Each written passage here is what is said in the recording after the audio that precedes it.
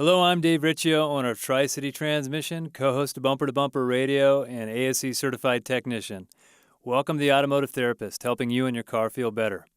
Transmission service. Whether it's on a radio show, at the front counter of my shop, or over the phone with a customer from the shop, the most frequently asked question, do I need a transmission service? People are obviously confused about this topic, and I don't blame them. I guess I'm even kind of confused. Well, no, that's not really true. I'm not confused. But do you need a transmission service? The answer, yes, you definitely need a transmission service. Why do you need a transmission service? Transmissions fail 3-to-1 over engines. We're all very well trained in changing our engine oil, but we don't know what to do, and we're not trained at all when it comes to changing our transmission oil or transmission fluid. So the modern automatic transmission needs to be serviced somewhere between 30,000 miles and 50,000 miles. So a 30 to 50,000 mile window interval for service. That means if you do the first service at 50, you're going to do the second service at 100 and 150 and 200 and so on. So 30 to 50,000 miles, depending on the car, depending on the application, depending on the type of transmission, all those things come into play with our transmission service interval recommendation. All transmissions need service. Okay, there's some myths out there that I think add to the confusion. I'm just going to cover briefly a couple of the myths. The myth of the sealed transmission. Are transmissions sealed? Absolutely not. At our shop, we service somewhere between 15 and 20 transmissions each and every week, and we have yet to see a sealed transmission. Are they sealed? Where does that come from? Well, the automotive manufacturer a number of years back decided to remove the dipstick from underneath the hood. They also removed the dipstick tube where you filled the transmission fluid. So the transmission is not sealed, they just moved the fill and the fluid check to the bottom of the transmission. So yes, it has been eliminated or sealed from Harry the homeowner, but it's not sealed from Dave the transmission guy. We can definitely seal them or service them. There's no such thing as a sealed transmission. So that's one of the big myths. Myth number 2 is that there's transmissions with lifetime fill fluid. There's a couple of manufacturers who, in the process of wanting to make their vehicle like this maintenance-free thing and create that impression, they say, oh yeah, no, our transmissions are lifetime fill. It's just kind of backwards. It's really a gimmick. Transmissions are never lifetime fill. Transmission fluid wears out. It always has. It oxidizes. It loses its lubricity, and it basically goes bad. And a lot of what's wearing out in transmissions are the transmission valves themselves. I think of one manufacturer in particular, BMW. They've got a transmission that they don't actually build. BMW doesn't build transmissions. People don't know that. They actually buy it from a company called ZF. ZF builds a transmission, and they say, service it. BMW sticks it in the car, and they say, don't service it.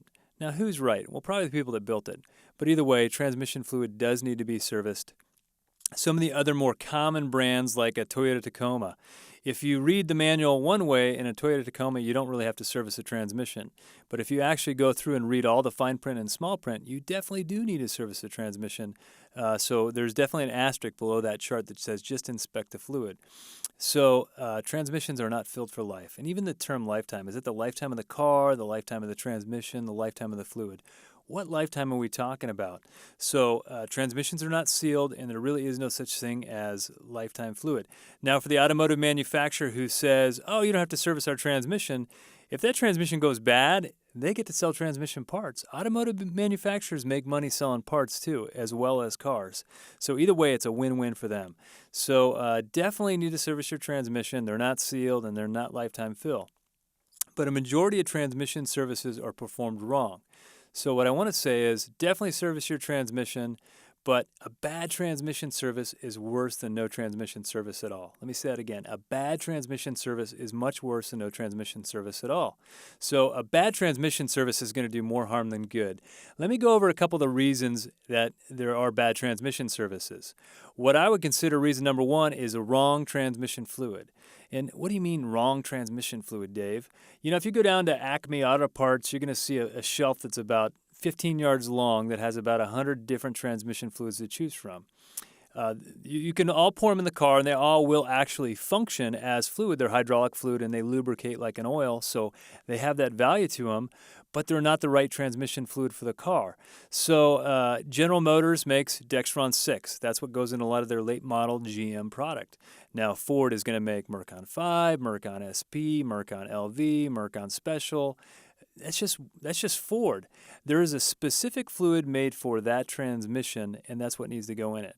And so some of the problem lies is that, I'll have an oil manufacturer come out to me today, tomorrow, the next day, and they'll say, Dave, why are you stocking all those fluids over there? This one bottle of schmooey here called the multi-fill.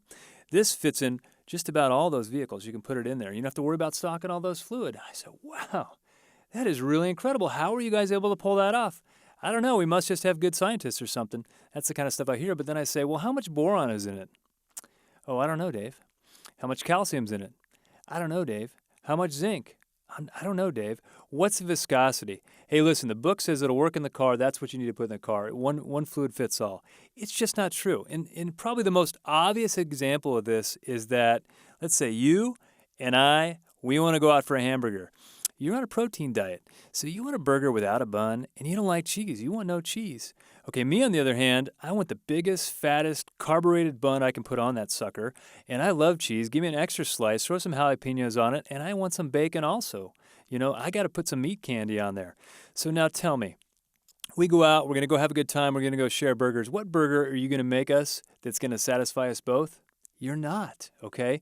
And so that's just a real good example of it. And the oil salesman may tell you it is, but I've literally sent all 40 of those fluids that I stock. I've sent them all out to the lab. I've had them analyzed for the additive package. I've also done an infrared scan to see, get a thumbprint on that fluid. And as I compare those 40 fluids, they're all very different. And putting the wrong fluid in a transmission causes what I call these little idiosyncrasies or little flaws in the transmission. And you may not notice, but 10,000 miles down the road, it's really done something different to your transmission. So I'm going to say, listen, there's one fluid that fits in the car. Put that one in it. There's no reason not to. So wrong fluid. Not changing the filter. That would be another reason transmissions get serviced wrong. A lot of people don't like to deal with the filter. To take a transmission pan off, usually they give transmission service to the lowest guy on the ladder in the shop. He's the beginner guy. That was me 25 years ago. I was the lowest guy, and guess what? I got the oil changes and the tranny services. And I tell you what, you picture that car up over your head, and there's 20 bolts around the transmission pan that you got to take loose, and that pan is full of fluid. So you got to bring it down very carefully. If you're good at it, you won't spill a drop. If you're the young guy on the ladder and you're new at this, it's gonna be all over the next 2 bays. So I've got to take that pan off. I've got to remove that transmission filter. At our shop, we like to take that old filter. We like to dissect it to see how the transmission's actually doing. But then they got to replace the filter. They got to reseal the pan with a new gasket, with a new filter, and then they got to put the fluid back into it. So a lot of shops don't like doing that whole filter thing. So one of the things that came along is the invention of the flush machine. And this is a machine that was invented, in my mind, by oil companies. And basically, you roll it up to the car. It's got 2 lines on it. You plug one line into one transmission cooler line. You plug the other line into the other transmission cooler line, and you hit the flush button. And basically, it's going to push fluid in at the same time the dirty fluid's coming out and back into the flush machine. So there's 2 containers or 2 compartments, the in oil and the out oil. And it actually works well. It doesn't do anything to address the filter. The other thing that happens with that machine, if you want to change over the fluid in that machine, there's a whole process to it. You got to take out the good fluid container. You got to rinse it out. You got to rinse the machine so you're not putting 2 different transmission fluids in somebody's car. So it's kind of a hassle. So it really lends to the fits-all fluids that people like to use, that multi-fill. So not changing the filter. Transmission filters plug up, and if you don't change them, what's happening in that transmission is that line pressure is deteriorating over time. All right, it's kind of like your air-conditioned filter at home. Basically, that air-conditioned filter at some point is going to start to get built up and it's going to start to plug up. And when it plugs up, it starts to reduce airflow. You don't get enough airflow across the coil actually forms a block of ice, okay? And then you call the air-conditioned guy, he comes out, he checks everything out, he goes, well, good news, all you needed was a filter. Here's your filter, and that'll be $100. You're going to have to give it about 12 hours to thaw out, though. So you just paid $100 for a $5 filter. But you got to change the filter. It's no different in your transmission. As transmissions wear, it starts to plug up the transmission filter. That's why they need to be changed. The next thing is wrong technician, all right? My background, I've been in the transmission business about 13, 14 years. And when I got to the transmission business, I thought I knew everything. And after about a week, I realized I didn't really know much about transmissions. And I had given advice for years when I was in general repair about how to handle a transmission. And Knowing what I know now, it was bad advice. So when I say the next reason you get a bad transmission service is the wrong technician, a transmission very much is a black box to most automotive technicians. Most guys that are professional technicians really can't take a transmission apart and put it back together. They wouldn't know how. They don't even really know how everything works. They've seen one in trade school, but otherwise they don't know how to do it. So they don't really know. If you don't know how it works, how are you going to ever really be able to effectively service it? So I kind of steer away from that. It doesn't mean a regular mechanic can't do a transmission service. He certainly can, and there's guys that are very proficient at it and guys that know more than most. There's some people that were top of the class, some people were bottom of the class, some people never went to class. For some reason, we're still all called technicians. I don't know, anyhow. But wrong technician. When I was a young kid, my first job, I was the lube tech or the low guy on the ladder at the tire shop. And they would have me do transmission services. And back then, transmissions were a little simpler, but you had to take the pan off, you had to change the filter. And I was always a little nervous. I didn't know what I was looking at. And I'd go ask another technician, hey, what do you do when you see this? Just put it back together the way you took it apart. Okay, thanks, great, And so when they left, I was like, whoo, it worked, thank gosh. Still got my job. I didn't really know what I was doing, and I wasn't properly trained, and they just kind of gave me a wrench and a bay, and they said, here you go. Another place I worked was at a lube shop. I worked at a car wash lube shop. And at that car wash, it was super busy. We'd change oil on 125 cars on a Saturday. And it was $34 for a car wash, and then, $34 for an oil change, and you got the car wash was thrown in. Well, you go in for an oil change, they didn't just want $34 at that car wash. They wanted you to upsell. So you'd have to go talk to the customer, tell them about the air filter they needed. You'd have to go tell them about the coolant service they needed. You'd have to tell them about the injector service that you needed. And so you would tell them all these things, whether they did or they didn't. You didn't really know. You were young. You were new in business, or as far as working one of these jobs, you just knew what you were told. And so you would recommend. And one of the things we did was service a transmission. Well, all these 25 years later, knowing what I know now, we weren't really doing anything good for anybody. So I was the wrong technician back then. I'm the right technician now, but back then I definitely was. Another reason transmissions are serviced wrong is someone takes a transmission with a little minor issue or a little hiccup, and they take it in for a service, crossing their fingers, hoping that will change it. Well, if you service a transmission with a problem, you can actually cause it to go out and make your situation worse. So what needs to happen is that car needs to be diagnosed first and foremost, okay? You diagnose the car, you make whatever minor repair or adjustment needs to be made, and then you go ahead and perform your transmission service. But if you ignore the problem, you didn't head off a little problem, and it'll be a big problem down the road. So don't service a transmission to fix a problem.